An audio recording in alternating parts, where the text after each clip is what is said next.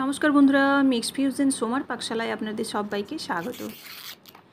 মোচা তো বিভিন্নভাবে খেয়ে থাকেন, একবার এইরকমভাবে খেয়ে দেখুন, ভীষণ ভালো খেতে হয়।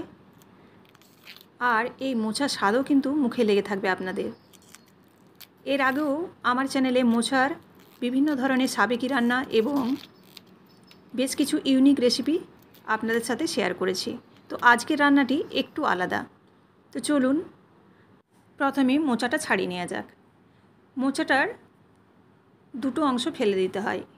দেখুন, এই যে দুটো অংশ দেখালাম, একটা পাপড়ির মতো আর একটা ওই শক্ত বলের মতো লম্বা একটা স্টিক।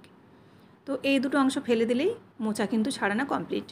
আর ভেতরের যে অংশটা নরম, সেটা কিন্তু ছাড়াতে লাগে না একটা একটা করে। এবার মোচাগুলোকে একসাথে ধরে নিলাম, দিয়ে ছুরি দিয়ে আমি এখানে ছোটো ছোটো কুচি করে কেটে নিচ্ছি। আপনারা চাইলে বটিতেও কেটে নিতে পারেন। এবার যতটা সম্ভব কুচি করে কেটে নিতে হবে। এই ফুলগুলো সঙ্গে সঙ্গে কিন্তু লবণ জলে ডুবিয়ে দিতে হবে।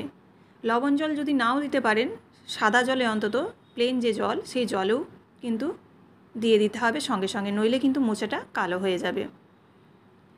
এবার ফুলগুলো কেটে নেওয়ার পর ভেতরের যে অংশটা, সেই সাদা অংশটা, এটাকেও কেটে নিতে হবে। তো দেখুন, সাদা অংশটাকেও কেটে নিচ্ছি। এটাকে প্রথমে আগে আমি চিড়ে নেব। মোচার আমিষ থেকে নিরামিষ সমস্ত রকমের রেসিপি কিন্তু আমার চ্যানেলে দেওয়া আছে, আপনারা চাইলে অবশ্যই দেখে নিতে পারেন। ফেসবুক পেজেও পেয়ে যাবেন এবং ইউটিউব চ্যানেলেও আপনারা পেয়ে যাবেন। দেখুন, এইভাবে মোচাটাকে আমি চিড়ে নিলাম। এবার এটাকে কেটে নেওয়ার পালা। মোচা আপনারা কে কীভাবে রান্না করেন অবশ্যই আমাকে কমেন্ট করে জানাবেন। এই যে ভেতরের অংশটা, এটাও কিন্তু সঙ্গে সঙ্গে লবণ জলে দিয়ে দিচ্ছি। মোচার মধ্যে যে কষটা থাকে, লবণ জলে দিলে অনেকটাই বেরিয়ে যায়। তাছাড়াও আমি এই মোচাটাকে একটু ভাপিয়ে নেব। এবার মোচাটাকে খুব ভালোভাবে পরিষ্কার করে ধুয়ে জলটা ঝেড়ে নিয়েছি। এবার একটা কড়াইয়ের মধ্যে দিয়ে দিচ্ছি। এর মধ্যে এবার দিয়ে দেবো পরিমাণ মতো জল। একটু মোচাটাকে সেদ্ধ করে নেব। এবার এর মধ্যে দেবো হলুদ গুঁড়ো আর দেবো পরিমাণ মতো লবণ, দিয়ে নাড়াচাড়া করে নিচ্ছি। নাড়াচাড়া করে ভালোভাবে মিশিয়ে দিয়ে একটু ঢাকা দিয়ে দেবো মিনিট 5 মতো। ঢাকা দেওয়ার পর দেখুন, মোচাটা ভালোভাবে ফুটেও গেছে আর সেদ্ধও কিন্তু মোটামুটি হয়েছে, খুব একটা সেদ্ধ করব না। তারপর এবার এটা রান্না হবে, রান্নার সময় তো আরও সেদ্ধ হয়ে যাবে। তো এবার এটা জলটা ঝেড়ে নিয়েছি, একটা ছাঁকনির সাহায্যে জলটা ঝেড়ে এটাকে এক সাইডে রেখে দিলাম। এবার কড়াইয়ের মধ্যে দিয়ে দিচ্ছি সর্ষের তেল। পুরো রান্নাটাই কিন্তু আমি সর্ষের তেলে করব। এবার এর মধ্যে আমি ডুমো করে কেটে রাখা বেগুনগুলো দিয়ে দিচ্ছি। এখানে আমি বেগুন দিচ্ছি, আপনারা চাইলে বেগুন নাও দিতে পারেন। তো আমি বললাম যে আমার মোচার বিভিন্ন ধরনের রেসিপি আছে, শুধু আলু দিয়েও যদি আপনারা মোচার রেসিপি দেখতে চান তো অবশ্যই দেখে নিতে পারেন। এবার একটু লবণ দিয়ে দিলাম, লবণ দিয়ে বেগুনগুলোকে ভেজে নেব। এরকম যখন একটু লাল হয়ে যাবে এবং বেগুনটা ভালোভাবে সেদ্ধও হয়ে যাবে, তখন এটাকে নামিয়ে নেব। বেগুনটা ভেজে তুলে একটা পাত্রের মধ্যে রেখে দিলাম। এবার আসবো মূল রান্নাতে। এই কড়াইয়ের মধ্যে আমি আবারও দিয়ে দেবো কিছুটা সর্ষের তেল। সর্ষের তেল দেওয়ার পর এখানে আমি তেজপাতা, শুকনো লঙ্কা ফোড়নে দিলাম। সঙ্গে দিয়ে দিচ্ছি একটা এলাচ আর এক টুকরো দারুচিনি। আপনারা যদি ফ্লেভারটা স্ট্রং করতে চান তাহলে কিন্তু এলাচ এবং দারুচিনির পরিমাণটা একটু বাড়াতে পারেন। এবার দিয়ে দিচ্ছি ছোটো ছোটো কুচিয়ে রাখা আলু। আলুগুলো ছোটো ছোটো ডুমো করে কেটেছি, আর এই ঘন্টের আলু একটু ছোটো ছোটো হলেই কিন্তু বেশ ভালো লাগে। এবার এই ফোড়নের সাথে আলুটাকে নেড়ে নেব। আলুটাকে আমি আলাদা করে ভেজে তুলে রাখছি না, একসাথেই কিন্তু রান্নাটা করে নেব যাতে সময়টা কম লাগে। একটু লবণ দিয়ে দিলাম, তাতে আলুটা তাড়াতাড়ি সেদ্ধ হয়ে যাবে। আর এবার আমি এর মধ্যে দিয়ে দিচ্ছি কুচনো পেঁয়াজ। নিরামিষ রেসিপি আপনারা যদি মোচার দেখতে চান অবশ্যই আমার চ্যানেলে দেখে নেবেন। আমি বারবার বলছি যে আমার চ্যানেলে বিভিন্ন ধরনের মোচার রেসিপি দেওয়া আছে। তো এই রেসিপিটি আপনাদের সাথে সেরকমভাবে শেয়ার করা হয়নি, তাই আমি আজকে এই পেঁয়াজ দিয়ে আপনাদের সাথে এই রেসিপিটি শেয়ার করছি। পেঁয়াজটা দিয়ে নাড়াচাড়া করে একটু ঢাকা দিয়ে দিয়েছিলাম। তারপর এই তেলের মধ্যেই কোরানো নারকেলটা দিয়ে দিলাম। নারকেলটা এই তেলের সাথে একটু ভাজা হয়ে গেলে নারকেলের মধ্যে যে একটা ফ্লেভার থাকে, সেই ফ্লেভারটা কিন্তু খুব সুন্দর বেরিয়ে আসবে। দিয়ে দিলাম রসুন থেতো করে রাখা, আপনারা চাইলে রসুন বাটাও দিতে পারেন। এবার রসুনটাকে নাড়াচাড়া করে এর মধ্যে দিয়ে দিচ্ছি টমেটো কুচানো। টমেটোটা আমি ছোট ছোট টুকরো করে নিয়েছি। আর দিয়ে দিলাম আদা বাটা। আদা টমেটোকে একসাথে নাড়াচাড়া করব।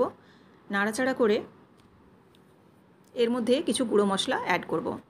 গুঁড়ো মশলার মধ্যে ঘরোয়া যে গুঁড়ো মশলাগুলো হয়, যেমন ধনে গুঁড়ো, দিয়ে দেবো জিরে গুঁড়ো আর হলুদ গুঁড়ো। প্রথমে হলুদ দিলাম, তারপর দিলাম ধনে গুঁড়ো, আর এবার দিয়ে দিচ্ছি জিরে গুঁড়ো।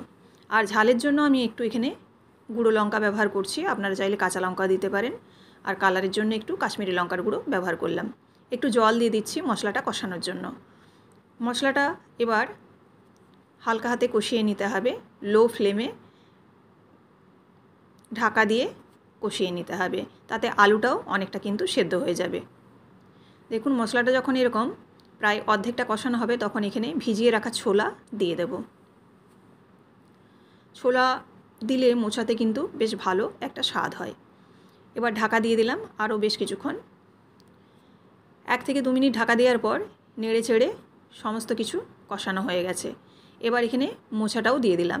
জল ঝরিয়ে রাখা সেদ্ধ করা মোচাটা দেওয়ার পর এটাকেও কিন্তু 2 থেকে 3 মিনিটের মতো কষাবো। নাড়াচাড়া করে আমি এখানে কিছুক্ষণ ঢাকা দিয়ে দেবো। এখানে মিনিট 2-এর মতো ঢাকা দেব। আর দেখুন মোচাটাও কিন্তু খুব ভালোভাবে কষানো হয়ে গেছে। এখানে কিন্তু আলুটা পুরোপুরি সেদ্ধ হয়ে গেছে, আর মোচা তো আগের থেকে সেদ্ধ হয়েই ছিল। আরও এরকমভাবে 1-2 বার আমি ঢাকা দিয়ে নাড়াচাড়া করে নিচ্ছি। ওপর থেকে আরও কিছুটা নারকেল কোড়া ছড়িয়ে দিচ্ছি। আপনারা যদি এরকম ড্রাই খেতে চান, তো এই পর্যায়ে কিন্তু সামান্য মিষ্টি দিয়ে আপনারা নামিয়ে নিতে পারেন। সঙ্গে আপনারা ঘি গরম মশলাও শেষে ব্যবহার করতে পারেন। তবে আমি বললাম একটু অন্যরকমভাবে করব, যেহেতু ঘন্ট করব, সেজন্য কিন্তু এর মধ্যে কষিয়ে একটু জল দেব। ভালোভাবে কষানো হয়ে গেছে, এবার দিয়ে দিচ্ছি জল। জলের পরিমাণটা খুবই কম দেব, যেহেতু ঘন্ট হবে সেজন্য কিন্তু একেবারে শুকনো শুকনো করব না, একটু হালকা রসালো থাকবে। খুব কম পরিমাণে জল দিয়েছি। জল দেওয়ার পর এবার নাড়াচাড়া করে এর মধ্যে দিয়ে দেবো পরিমাণ মতো চিনি। চিনিটা দিয়ে এবার দিয়ে দিচ্ছি পরিমাণ মতো লবণ। লবণটা মোচা সেদ্ধর সময় দিয়েছিলাম, আর পেঁয়াজে একটু দিয়েছিলাম। লবণটা দিয়ে এবার দিয়ে দিচ্ছি ভেজে রাখা বেগুনগুলো।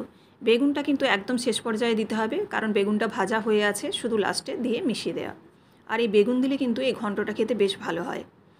আপনারা চাইলে এখানে ঘি গরম মশলা অ্যাড করতে পারেন, কিন্তু যেহেতু আমি আদা রসুন পেঁয়াজ দিয়ে করছি রান্নাটা, সেজন্য কিন্তু এখানে আর আমি আলাদা করে গরম মশলা ঘি দিতে চাইছি না। এবার দেখুন রান্না কিন্তু পুরোপুরি কমপ্লিট, আর এরকম একটু হালকা রসালো থাকবে। এবার আমি একটা সার্ভিং প্লেটের মধ্যে রেডি করে নিচ্ছি। কতটা সুন্দর দেখতে হয়েছে দেখুন, আর এই ঘন্ট কিন্তু খেতে অসাধারণ। আপনারা একবার হলেও এরকমভাবে ট্রাই করে দেখতে পারেন। এই রেসিপিটি আপনারা প্রথম থেকে শেষ পর্যন্ত দেখলেন। কেমন লাগলো অবশ্যই আমাকে কমেন্ট করে জানাবেন। ভালো লাগলে অবশ্যই লাইক করবেন, আর আরও যাতে আমার অন্যান্য বন্ধুরা দেখতে পায় সেই জন্য কিন্তু অবশ্যই শেয়ার করে দেবেন। এরকমই প্রত্যেক দিন বিভিন্ন ধরনের রেসিপি দেখার জন্য অবশ্যই চ্যানেলটিকে সাবস্ক্রাইব করে বেল বাটনটি প্রেস করে দেবেন, যাতে আমার রান্নার সমস্ত নোটিফিকেশান আপনাদের কাছে সবার আগে পৌঁছে যায়। ফেসবুক থেকে দেখে থাকলে অবশ্যই পেজটিকে ফলো করে দেওয়ার অনুরোধ রইল। আবারও আপনাদের সাথে দেখা হচ্ছে আগামীকাল নতুন কোনো একটি রেসিপির সাথে। সবাই ভালো থাকবেন। ধন্যবাদ।